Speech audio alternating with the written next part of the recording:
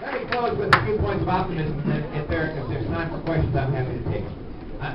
We're going to have a whale of a year, but it's going to take all of you and folks across this land. Let me give you 5 points of optimism, if I can remember them all. I've got 10 of them, so I've got to figure out which ones to tell you. The president is an optimistic note because he's upside down in his numbers, right? This is a guy who came into office 14 months ago, had a strong approval rating in the 70s.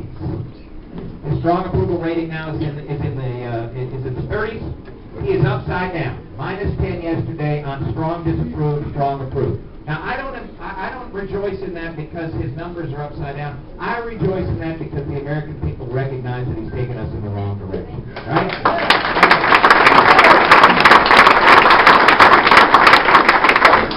Second, the generic ballot. If you had to vote today, would you vote for a Republican for Congress or a Democrat for Congress? Absolutely, in this room. What the American people have said on that poll. The poll's done every week, and the American people have said since the last week of June of last year they vote for a Republican. Ladies and gentlemen, that has never happened. It's never happened. Anybody remember what happened last week of June? Cap and trade. Cap and trade. As soon as they did that, that thing flipped, and they've been behind ever since. Third, issues. A year ago, if I were standing before you, I would only be able to tell you that the American people had confidence in Republicans on 1 out of the top 10 issues. National security. Who do you think can handle things better, Republicans or Democrats in Congress?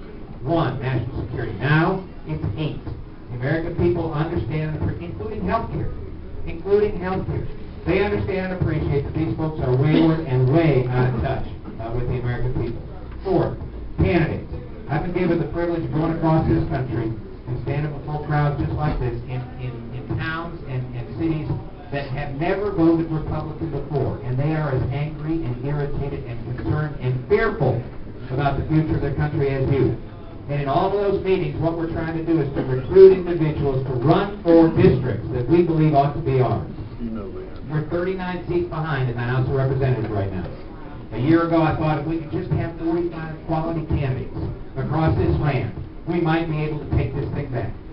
Ladies and gentlemen, we have 103 districts where we are going to be competitive. 103 districts where the individual has either voted against their district, the incumbent Democrat, or in districts where we believe we have a candidate of the highest caliber and quality, so when they stand before folks, people will recognize that they are leaders in their community and leaders in their businesses and leaders in their field. And that you will be so proud, I'm telling you, so proud of the folks that we're going to be able to field this year across this land.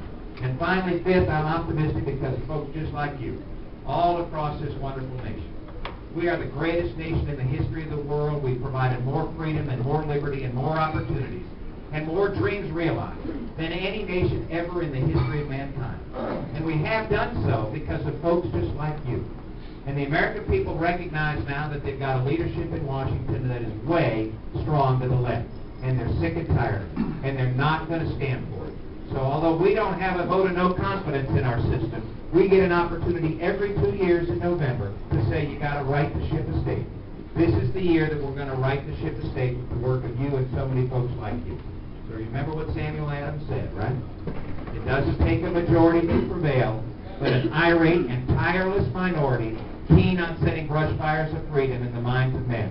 I'm proud to stand with you and set those brush fires of freedom. Thank you so much.